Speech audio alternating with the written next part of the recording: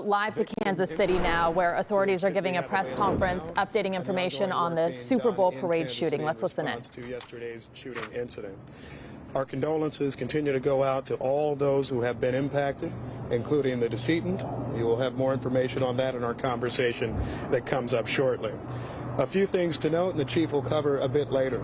If you have questions about property or other information relating to belongings that were left at Union Station, please call the city's 311 information line. Please do not call the police department's line in connection with that information. The other thing that we wanted to note were mental health resources for anyone who feels concerns from yesterday's events.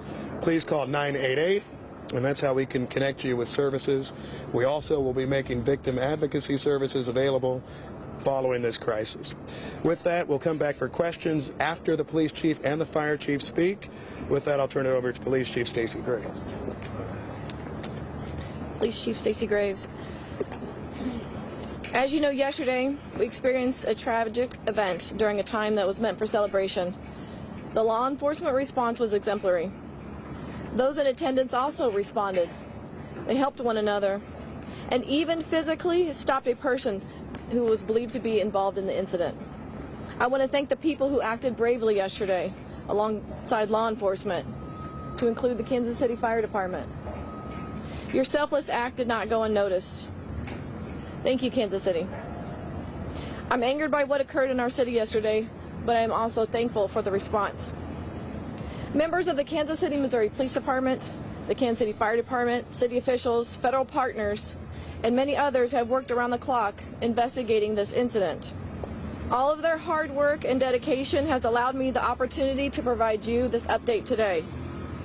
I want to thank the Attorney General, the Governor, the Mayor, and numerous other elected officials, as well as numerous chiefs of police for reaching out to me directly, offering support, assistance, to include federal resources to assist in this investigation. First and foremost, I want to stress that preliminary investigative findings have shown there was no nexus to terrorism or homegrown violent extremism.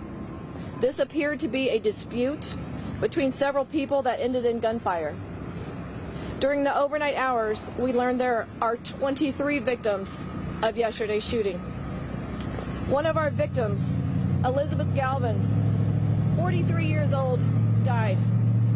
We are still learning about her, but know that she is beloved by many. To her friends and family,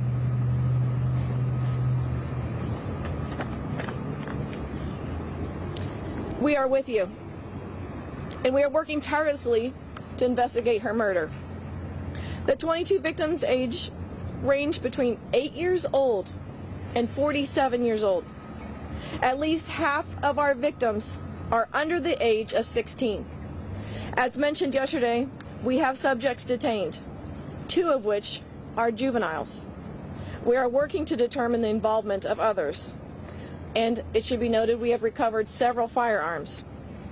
This incident is still a very active investigation.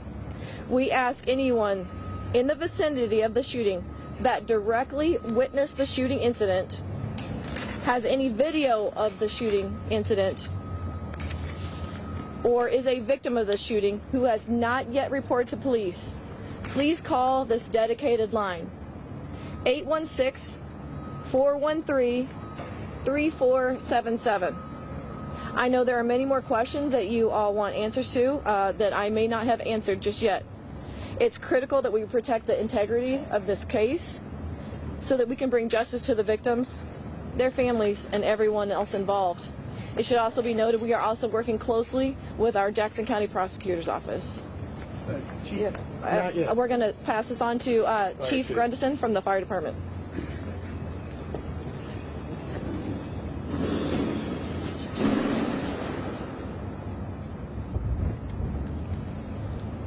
Good morning. I'm Fire Chief Ross Grundison. Yesterday, Kansas City units, along with our mutual aid partners, treated a total of 22 victims of the shooting incident. We had 1 fatality that was on scene, 8 critical, 7 serious, and 6 patients with minor injuries. All the critical patients were transported off the scene within 10 minutes of our point of contact with them. We transported to Children's Mercy, University Health, and St. Luke's on the Plaza. KCFD had a plan in place, and we were ready to respond to an incident like this. At the time of the shooting, we had approximately 8 personnel from KCFD and KC Medical who were assisting us in the immediate area. Some of those members were within 40 feet of where the shooting took place.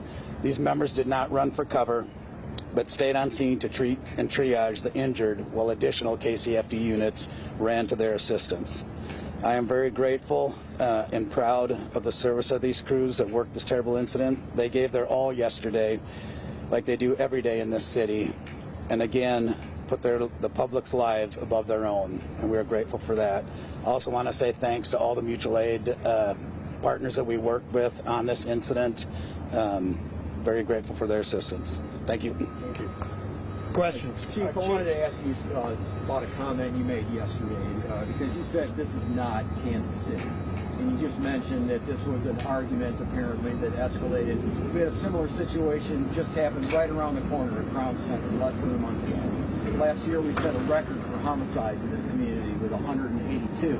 So isn't gun violence, in fact, very much a part of what we face here in Kansas City routinely? We do face gun violence here in Kansas City, but my note of this is not Kansas City is we had likely 1 million people down in and around this celebration. To have the